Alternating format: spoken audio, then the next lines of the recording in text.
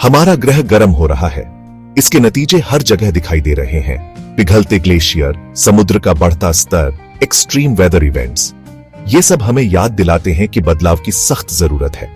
लेकिन इन मुश्किलों के बीच एक उम्मीद की किरण दिखाई देती है, ग्रीन हाइड्रोजन। इस रेवोल्यूशनरी टेक्नोलॉजी में हमारी दुनिया को बदलने की ताकत है।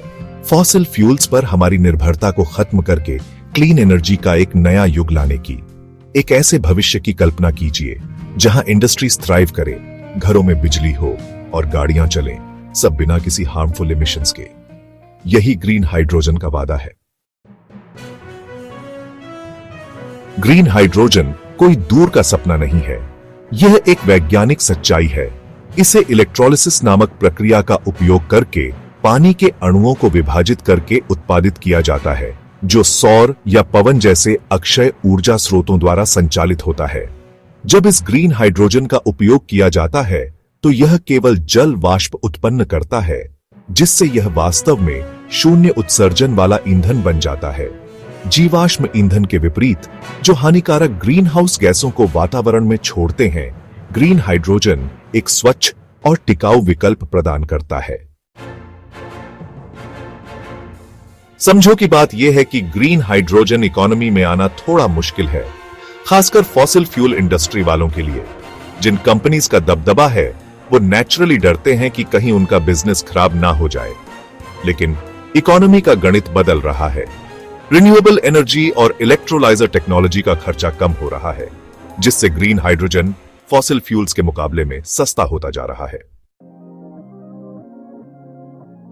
Section 4, trail blazers.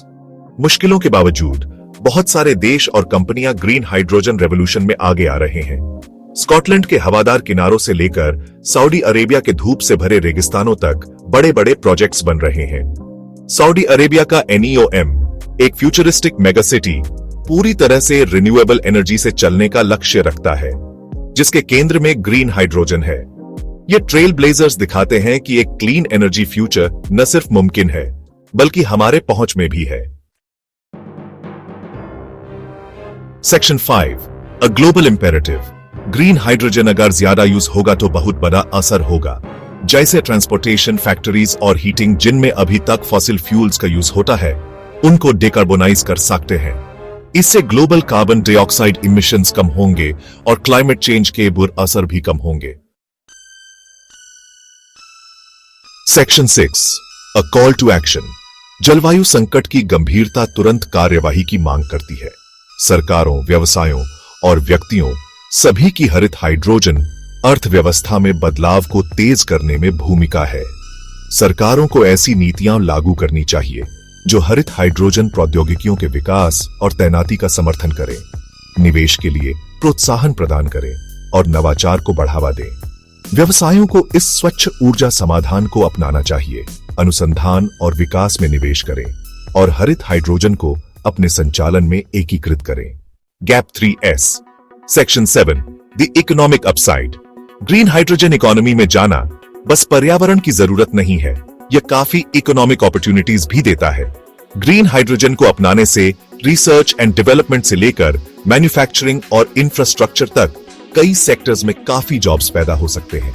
जैसे जैसे इंडस्ट्रीज अपने ऑपरेशंस में ग्रीन हाइड्रोजन को शामिल करेंगी, बढ़ी हुई एनर्जी एफिशिएंसी और कम फ्यूल एक्सपेंसेस के जरिए काफी कॉस्ट सेविंग्स प्राप्त कर सकती है। इसके अलावा ग्रीन हाइड्रोजन मार्केट का विकास इकोनॉमिक ग्रोथ को बढ़ा सकता है, इन्वेस्टमेंट को आकर्षित कर सकता है और इनोवेशन को बढ़ावा दे सकता है। ग्रीन हाइड्रोजन को अपनाकर हम एक ज्यादा मजबूत इकोनॉमी बना सकते हैं, जिससे सभी को फायदा हो। Gap 3S। Section 8, real world success stories.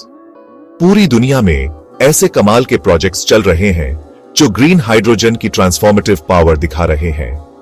Germany में हैम्बुर्ग शहर ने अपने पब्लिक ट्रांसपोर्ट सिस्टम में ग्रीन हाइड्रोजन को सक्सेसफुली इंटीग्रेट कर लिया है, जिससे इमिशंस काफी कम हुए हैं और एयर क्वालिटी में सुधार आया है।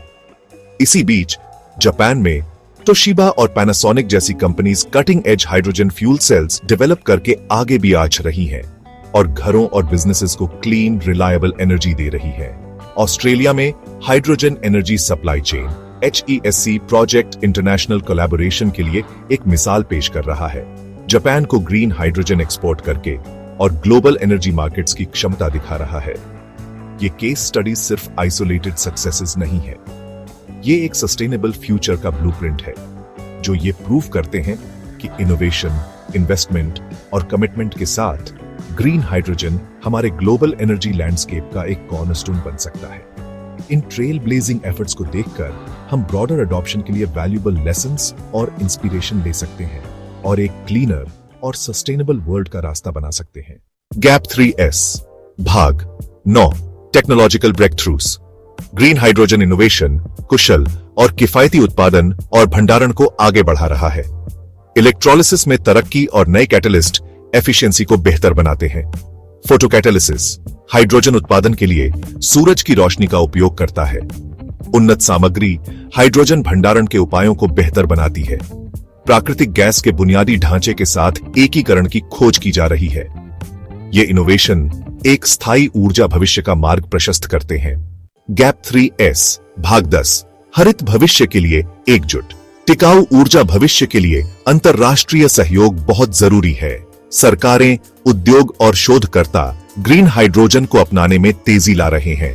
यूरोपियन क्लीन हाइड्रोजन अलायंस जैसी पहल साझेदारी को बढ़ावा देती है। ये गठबंधन नियमों को मानकीकृत करते हैं और लागत कम करते हैं। वित्त पोषण तंत्र विकासशील देशों में ग्रीन हाइड्रोजन का समर्थन करते हैं। वित्तीय और तकनीकी सहायता नवाचार और कार्यान्वयन के बीच सेतु का काम करती है। संयुक्त उद्यम बड़े पैमाने पर उत्पादन का मार्ग प्रशस्त करते हैं। ऑस्ट्रेलिया और जापान ग्रीन हाइड्रोजन परियोजनाओं पर सहयोग करते हैं। साझेदारी भौगोलिक और संसाधन की कमी को दूर करती है। अंतर्राष्ट्रीय अनुसंधान तकनीकी प्रगति को आगे बढ़ाता है। वैज्ञानिक ग्रीन हाइड्रोजन चुनौतियों का मिलकर सामना करते हैं। सहयोग नवाचार को गति देता है और एकता को बढ़ावा देता है। हम सब मिलकर एक वैश्विक ग्रीन हाइड्रोजन अर्थव्यवस्था बना सकते हैं। टिकाऊ भविष्य के लिए अंतर्राष्ट्रीय सहयोग आवश्यक है। गैप 3S हरित भविष्य के लिए एकजुट होकर हम आने वाली पीढ़ियों को प्रेरित करते हैं। गैप 3S 11वां भाग मुश्किलों का सामना।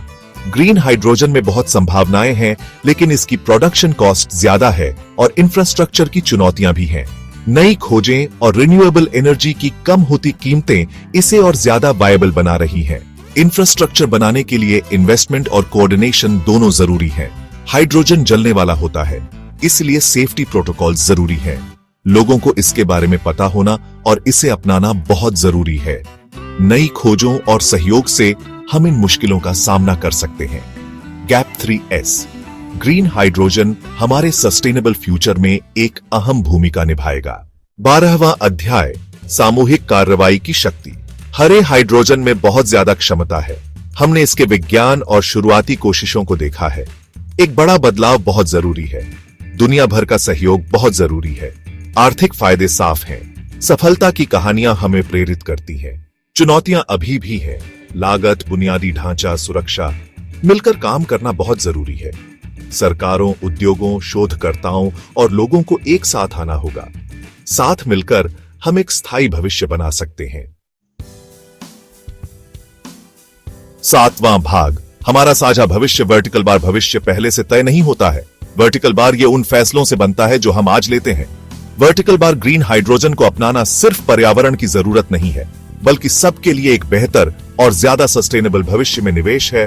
वर्टिकल बार मिलकर काम करके हम इस ट्रांसफॉर्मेटिव टेक्नोलॉजी की पूरी क्षमता को खोल सकते हैं। वर्टिकल बार और एक ऐसी दुनिया बना सकते हैं जहां स्वच्छ ऊर्जा हमारे जीवन को चलाए, हमारे ग्रह की रक्षा करे और आने वाली पीढ़ियों के लिए एक स्वस्थ और समृद्ध भविष्य सुरक्षित करे। Vertical bar.